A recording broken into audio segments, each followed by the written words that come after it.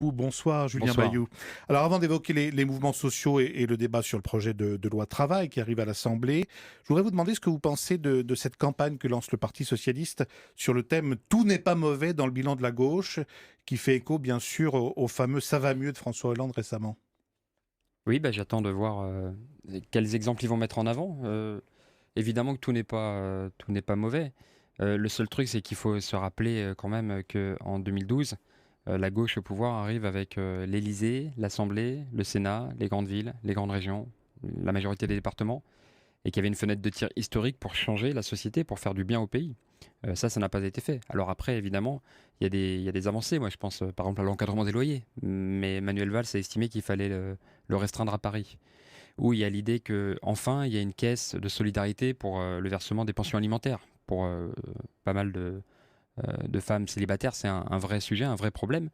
Mais j'ai pas l'impression que le gouvernement en ait fait un marqueur de son action. Et sur tous les autres sujets, malheureusement, à commencer par l'Europe ou l'emploi ou la jeunesse, C'est plutôt des quel, mesures de société hein, quel que vous allez gâchis, retenir mais de ces quel 5 ans. gâchis. Moi, je vais rien retenir en fait, en vrai. Je vais retenir un gâchis parce que, bon, il y a évidemment le mariage pour tous, c'est absolument important. Mais quel gâchis. En fait, c'est ça. J'ai l'impression qu'on a perdu 5 ans. Alors, Voilà. Julien Bayou, la place de la République à Paris a été évacuée hier soir par la police et nettoyée durant la nuit. Est-ce que vous pensez qu'il y a une volonté des autorités d'éteindre le mouvement Nuit debout? On voit déjà de plus en plus de violence dans les manifestations, c'est vraiment incroyable. Et de la part des policiers, il faut bien le dire. Alors, ce qui est malheureux, c'est qu'en plus, du coup, ça fait plus de blessés parmi les manifestants et parmi les policiers. Et là, on est sur une tension croissante qui fait pas de bien au pays, en fait. Une tension organisée selon On vous, alimente une volontaire? tension, oui. J'étais dans le 1er mai, c'est la première fois que je vois un parcours coupé en deux, des policiers, des CRS qui passent. On les sent vraiment en flottement. Tout ça génère de la tension. Et évidemment, il y a des casseurs qu'il faudrait interpeller et sanctionner. Mais il y a énormément aussi de violences policières. Alors, je ne sais pas si c'est parce que les policiers sont en formation ou parce qu'ils reçoivent des consignes extrêmement sévères. Mais dans tous les cas, ça fait pas du bien au pays. On le sent vraiment. Il y a une tension qui est néfaste. Les casseurs, finalement, qu'on voit revenir assez régulièrement en marge du cortège ou près de la place de la République depuis un mois, vous les connaissez? Enfin, vous arrivez à les repérer, à leur parler éventuellement, à leur faire comprendre que c'est peut-être pas dans leur intérêt de perturber ce mouvement Nuit debout qui se déroule à côté? Alors moi, je les connais pas. Moi, je sais juste que le Quand je 30. dis vous, c'est globalement les gens qui sont dans l'encadrement un peu de Nuit debout. En fait, le 31 mars, quand les premiers initiateurs, organisateurs organisent la fameuse première nuit de mobilisation, on rentrera pas chez nous après la manifestation. Il y a des casseurs qui arrivent et qui finalement s'en vont parce que l'esprit bienveillant l'emporte et toute la nuit, ça se passe vraiment très bien. Et en fait, les casseurs étaient partis, donc les policiers et même les chaînes d'infos, puisque du coup, il n'y avait rien à filmer, si ce n'est qu'en fait, il y avait des gens qui restaient et qui discutaient et qui débattaient.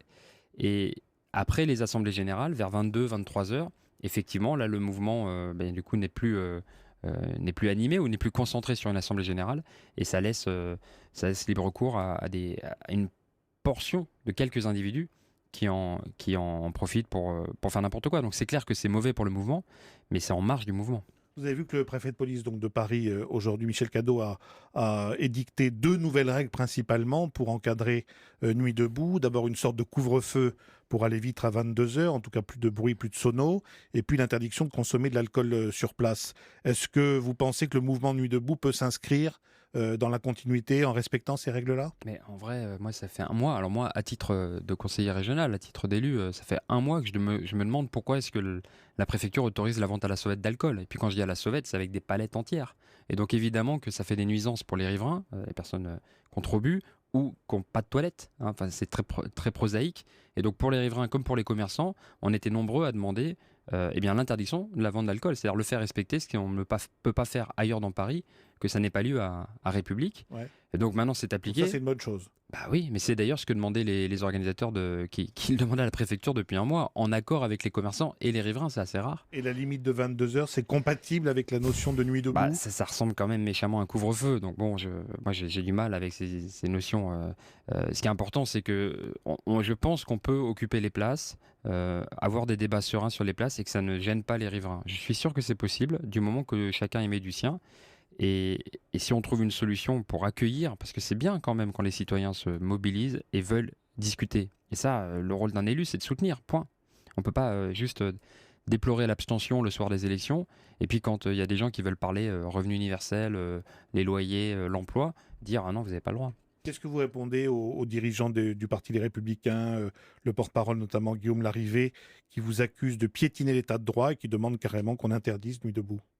Ben, je crois qu'il a rien compris au film, puisque justement, depuis un mois, c'est un équilibre précaire qui est trouvé avec la préfecture, puisque les organisateurs déposent une autorisation de manif de 17h à minuit tous les jours. Donc là, effectivement, l'autorisation est restreinte à 22h, mais depuis bientôt 30 jours, c'était autorisé. Donc piétiner l'état de droit, je crois qu'il a vraiment rien compris. C'est dommage qu'il ne se renseigne pas avant de parler. Il parlait sans doute des débordements, bien sûr, et des violences qui ont accompagné. Julien Bayou, le débat parlementaire, je le disais, sur la loi El Khomri va entrer demain dans sa phase active au Palais Bourbon. On n'a pas l'impression quand même que toutes ces semaines de manifestations, ce mois de Nuit debout, ait beaucoup fait bouger les lignes, et en tout cas est totalement intimidé l'exécutif qui dit on maintient le texte coûte que coûte et on ira jusqu'au bout. Bah, je ne suis pas d'accord avec vous, parce que déjà, les premières manifestations ont permis un dialogue. Bon, on est quand même dans une démocratie un peu bizarre où il faut des grosses manifestations pour que, sur une loi de travail, le gouvernement accepte de rencontrer les syndicats. C'est quand même étonnant, mais bon, c'est la France. En tout cas, c'est ce gouvernement. Et par ailleurs, eh bien, ils sont plutôt fébriles, parce qu'en vrai, ils n'ont pas la majorité. Et il y a beaucoup de députés qui hésitent. On a organisé le fait d'appeler les députés et les citoyens avec les signataires de la pétition Loi Travail non merci, qui a fait plus d'1 million de signataires. Depuis une semaine, c'est 5000 appels qui ont été passés, sans compter les tweets ou les mails, pour appeler les députés à ne pas voter, à rejeter la loi. Et au bout du compte, ils n'ont pas la majorité. Moi, je les sens très fébriles. Alors, Donc vous pensez qu'ils vont donner un coup de barre à gauche pour obtenir le soutien de certains frondeurs qui seraient tentés de s'abstenir et avoir une majorité nette sur le texte? moi, je pense que ce gouvernement, il ne sait pas où il va. En gros, quand vous proposez une loi comme ça à 1 an de la fin du mandat, quand vous proposez la déchéance de nationalité, puis vous changez, puis en fait, on va faire la déchéance des binationaux. Enfin, ce gouvernement ne sait pas où il va. Il affiche une pseudo-autorité, mais en fait, c'est pour mieux s'effondrer en bout de course. Et imaginez qu'on a perdu 4 mois de débat public sur la déchéance de nationalité, alors que tout le monde, pour ou contre, disait ça sert à rien contre le terrorisme. Et là, sur la loi licenciement, parce qu'il faut bien l'appeler comme ça, c'est pas une loi qui va créer de l'emploi. Maintenant, même Gattaz le dit. Donc, vous voyez, c'est absolument inutile.